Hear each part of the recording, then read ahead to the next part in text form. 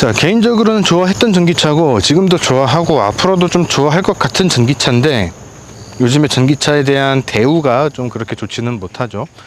그렇기는 하지만 개인적으로는 좀 화제가 좀 빨리 잡혀서 좀 잘 나갔으면 좋겠다라는 생각이 드는 상황입니다. 그래서 좀 연달아서 전기차를 시승을 하다 보니까 조금 걱정이 되는 것들이 있기는 한데 일단 그래도 살펴보기는 할게요. 오늘의 주인공은 부분 변경으로 돌아온 기아의 EV6 페이스리프트 모델입니다.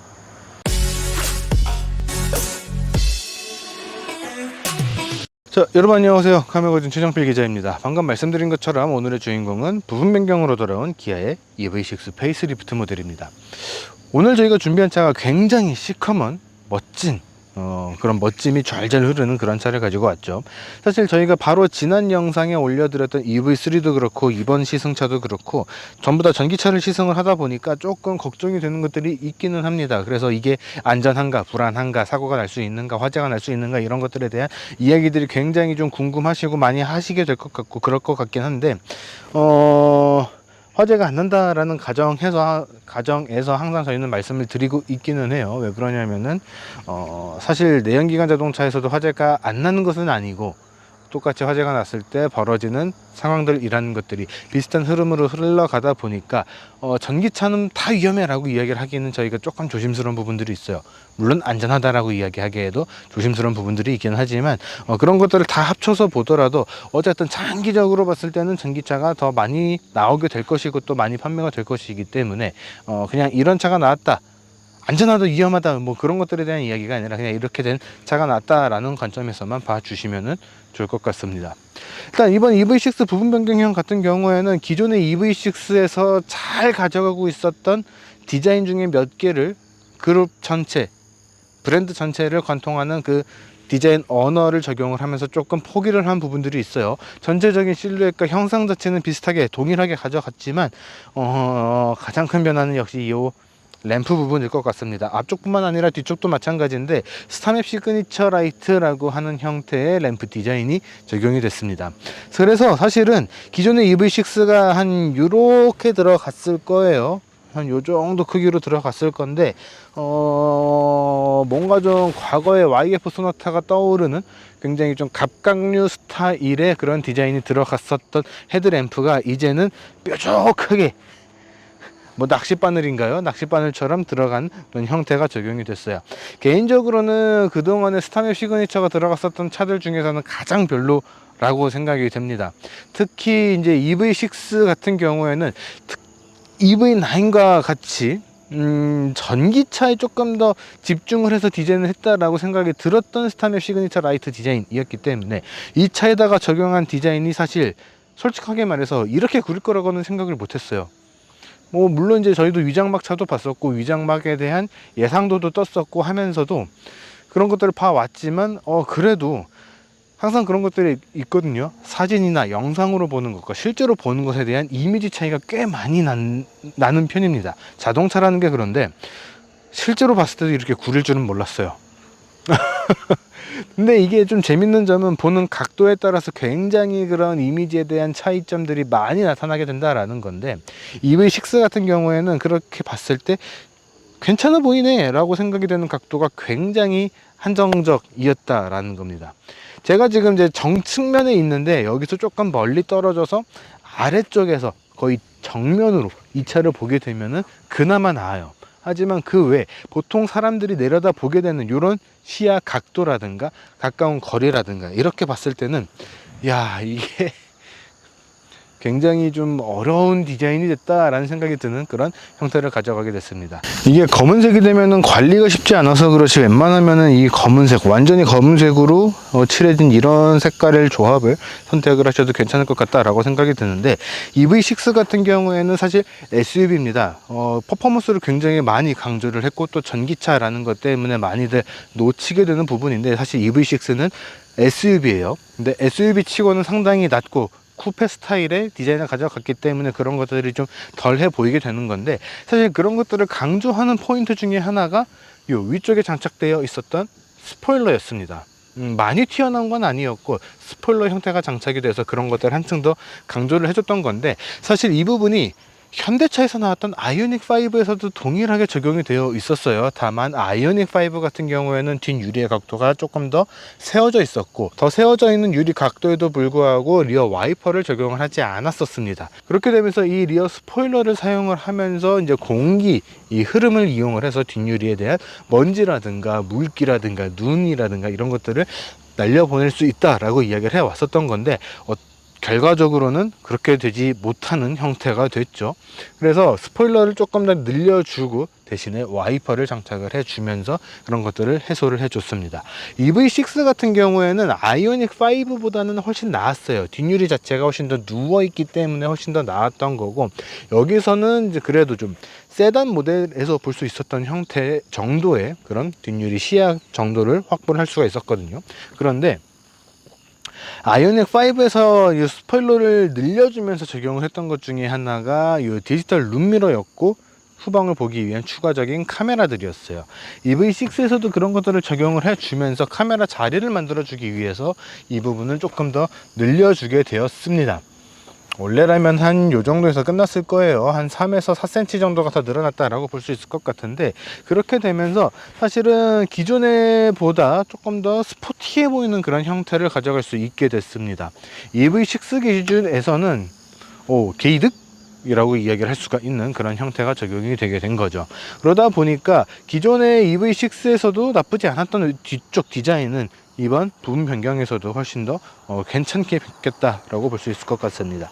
그리고 아까 앞쪽에서 말씀을 드렸던 형상 자체는 동일하지만 안쪽에 들어가 있는 그래픽이 바뀐 테일 램프의 형태가 적용이 되게 됐죠. 사실 아래쪽 부분 같은 경우에는 앞쪽도 그렇지만 거의 변화의 포인트가 없다라고 볼 수 있을 것 같습니다. 아이오닉 5 같은 경우에는 더더욱 변화가 없었기 때문에 현대차 그룹에서 아이오닉 5하고 이 EV6하고 EGMP를 처음으로 적용했었던 이 모델들에 대해서는 처음에 개발할 때부터 굉장히 많은 것들을 신경 쓰고 만들었었다라는 것들을 느낄 수 있는 포인트가 될 것 같아요. 그러다 보니까 뒤쪽 트렁크 공간 같은 경우에도 거의 변화가 없게 그렇게 구성이 됐거든요. 그러다 보니까 트렁크 공간은 굉장히 넉넉하고요. 전기차 치고는 굉장히 좌우 폭, 위아래 폭, 안쪽 깊이까지 굉장히 광활한 공간을 가져갈 수 있게 됐습니다. EV3에서도 말씀을 드렸었지만 통상적으로 EGMP 플랫폼이 적용된 차들 같은 경우에는 충전 포트가 이쪽에 자리를 하게 됩니다. EV3가 독특했던 거였고, EV6가 정상적으로 EGMP 기준에서 정상적인 충전 포트 위치를 가지고 있는 것이기 때문에 이것도 그대로 유지가 됐다라고 보시면 될 것 같아요. 그러다 보니까 오너분들 사이에서 그런 이야기들이 있더라고요. 후진해서 충전기에 들어가는 게 좀 쉽지 않다. 우리도 EV3 차는 앞쪽으로 옮겨달라 라는 말씀을 하시는 그런 반응들도 봤는데, 글쎄요, 저도 충전을 하러 다녀보니까 앞쪽으로 들어갈 때와 뒤쪽으로 들어갈 때의 장단점이 분명히 있긴 하거든요. 근데 개인적으로는 크게 차이가 없었기 때문에 이 부분에 대해서는 조금 덜 아쉬워하셔도 되지 않을까 싶습니다. 사실 다른 이야기인데, 포르쉐의 이제 박스터 718 박스터가 이제 단종이 될 예정이고 전기차로 나오게 될 예정이죠. 그 차 같은 경우에는 여기다가 꽂아야 되기 때문에 방법이 없거든요. 그런 것들과 비교를 한다면은 앞쪽에 있냐 뒤쪽에 있냐, 요 옆쪽에 있는 거에서는 큰 차이는 없다라고 말씀을 드리고 싶어요. 자, 이번에는 이 EV6 주행을 하면서 실내에 대한 이야기 같이 해볼 수 있도록 하겠습니다. 사실 실내 디자인이나 구성 요소 같은 경우에는 조금씩 디테일이 조금 더 변화가 됐고, 그래서 사용성이 더 올라갔다라는 정도로만 이야기를 할 수 있을 것 같아요. 많은 부분들이 변경이 된 것은 아니기 때문에 같이 이야기를 드릴 수 있도록 하겠습니다. 작게 변한 거 그리고 크게 변한 거 두 가지로 나눌 수 있을 것 같은데, 크게 변한 거는 역시 요 K8에서도 K8에서도 언급을 했었던 요 스티어링 휠의 디자인일 것 같아요. 조금 위아래로 조금 더 길게 변경이 되었고, 스티어링 휠의 디자인, 특히 에어백 부분의 디자인도 약간 좀 클래식한 디자인으로 변경이 됐습니다. 근데 다른 거는 모르겠습니다. 다른 모델은 모르겠어도 EV6에서는 기존에 적용이 되고 있었던 약간 게딱지스러운 그 스티어링 휠의 디자인이 참 괜찮고 또 잘 어울렸었거든요. 이게 나중에 EV6 GT가 어떻게 나올지 좀 봐야 될 것 같은데, 원래는 좌우의 드라이브 모드, GT 모드가 따로 구분이 되어 있었기 때문에 그런 측면에서 봤을 때 사용 편의성은 조금 더 떨어지게 됐다라고 볼 수 있을 것 같아요. 특히 드라이브 모드 체인지가 요 6시 방향 가운데로 들어가게 됐기 때문에 정상적으로 스티어링 휠을 잡고 주행을 한다고 했을 때는 보통 3시, 9시를 잡고 하잖아요. 그래서 엄지손가락만의 이동으로 누를 수 있었던 버튼이 이제는 손 자체를 옮겨야 되는 상황이 됐습니다. 그래서 그런 퍼포먼스를 사용하는 사용 편의성 측면에서는 조금 다운이 됐다라고 볼 수 있을 것 같아요. 또 다른 큰 변화 중에 하나는 요 인포테인먼트 디스플레이가 CCNC로 변경이 됐고, 그렇게 되면서 요 계기판 전체 디스플레이 연결이 굉장히 매끄럽게 변경이 됐다라는 겁니다. 그러면서 요 테두리 같은 것들도 더 얇아지게 됐거든요. 그래서 딱 시선을 봤을 때, 시선을 줬을 때 눈에 들어오는 게 훨씬 더 시원시원해졌습니다. 그러다 보니까 시인성도 더 올라간 그런 느낌들을 받을 수 있게 됐어요.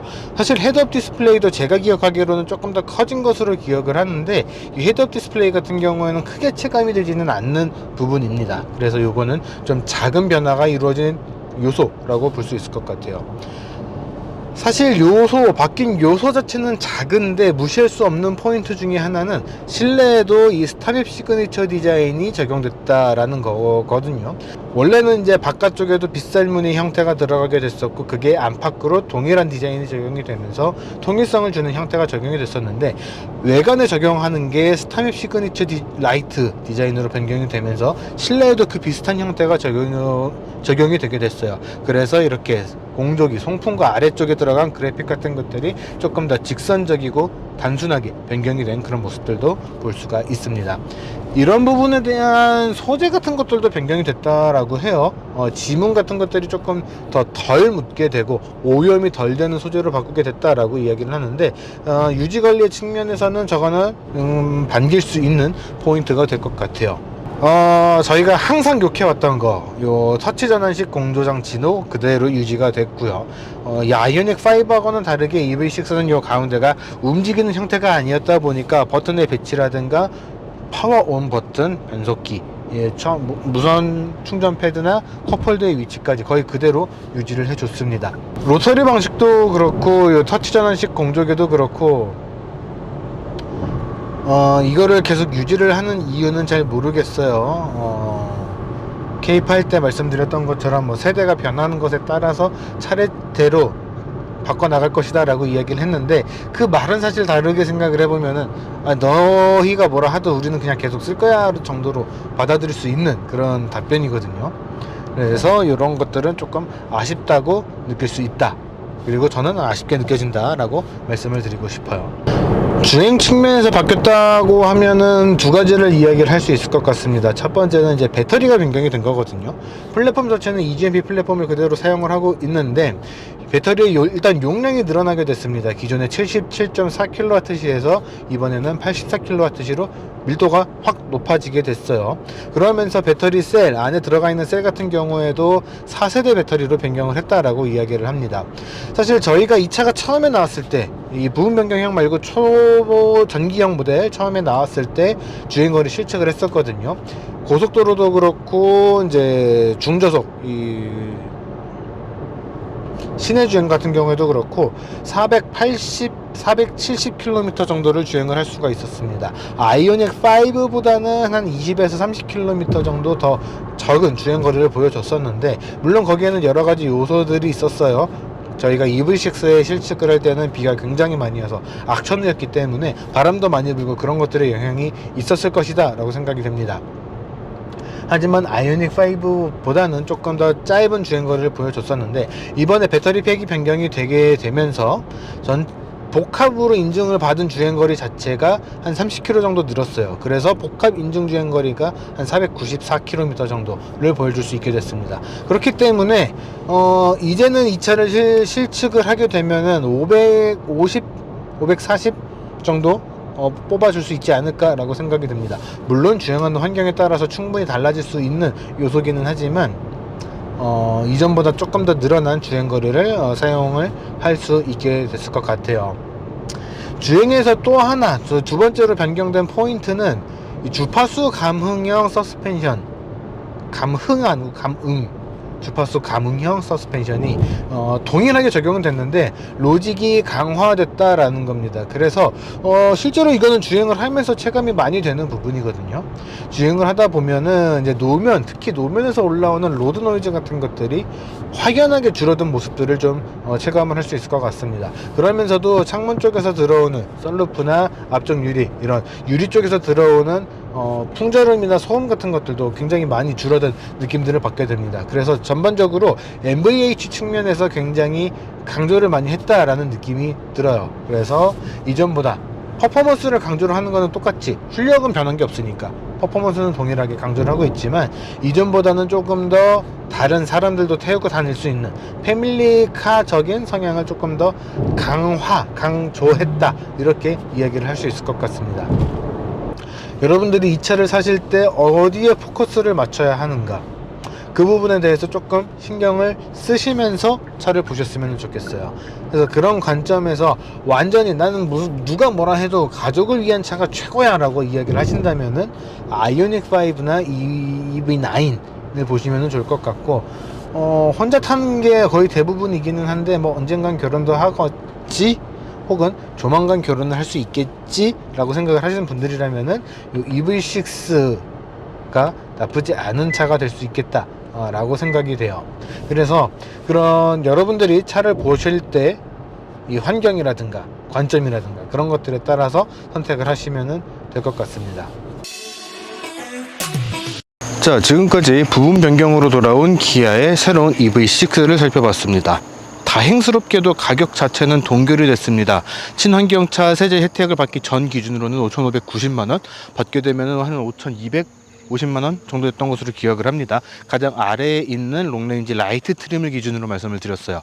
근데 사실 가격대가 변경이 없었던 것 치고는 조금 더 개선이 됐다라는 느낌들은 명확하게 다가왔기 때문에 기존의 오너분들은 조금 배가 아플 수 있고요. 새롭게 이 차를 보고 계시던 분들 같은 경우에는 오, 괜찮은데? 라는 생각이 들게 될 것 같습니다. 그런데 뭐 저희가 바로 지난 영상인 EV3에서도 말씀을 드렸지만 사실 가장 중요한 거는 지금 전기차에 대한 불안감이 굉장히 높게 쌓여 있다라는 거거든요. 사실 다른 브랜드였긴 했지만 그 차에서 화재가 크게 났었던 다음에 바로 얼마 지나지 않아서 바로 이 차, 뭐 부분 변경 전 모델이었던 것으로 기억은 합니다만 EV6도 화재가 났었기 때문에 야, 그러면은 결국에는 국산 배터리를 썼다는 저런 전기차들도 화재가 나는 것 아니야 라는 게 좀 깔려 있을 것 같아요.